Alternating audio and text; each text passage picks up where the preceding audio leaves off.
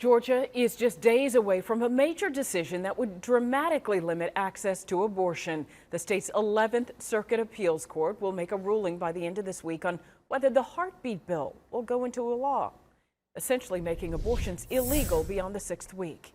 Now, in the meantime, some families, especially men, they're taking matters into their own hands. CBS46's Savannah Louie joins us live outside the Georgia Urology practice in Woodstock. And Savannah, more men are now looking into vasectomies.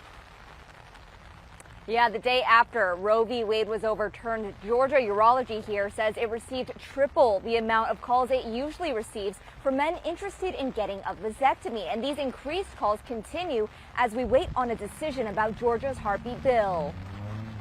I might see a little stone here, might see a little stone here. Dr. Shaya Taghechian busier than ever. We're seeing a huge uptick. The urologist reports interest in vasectomies has more than doubled since the Supreme Court's decision to overturn Roe v. Wade. There's always the mention of, well, given the current climate, that's why I'm making this decision now. Previously, the facility scheduled about 15 vasectomy consults a day. Now they average 32.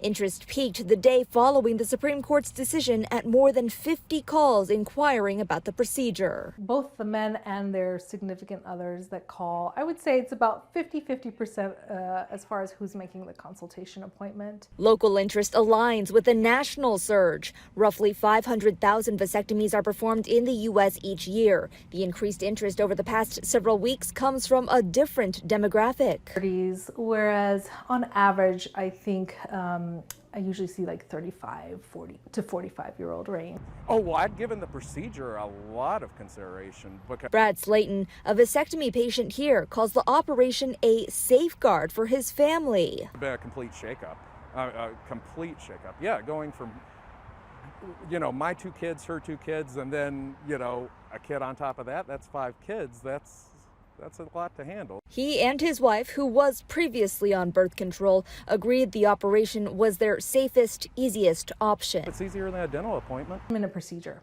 and you're done. And it takes about a week for you to recover at most. Because of the elevated interest, we're told that it's going to take weeks, sometimes even more than a month, to schedule some of these appointments. For now, reporting live from Woodstock, Savannah Louie, CBS 46 News.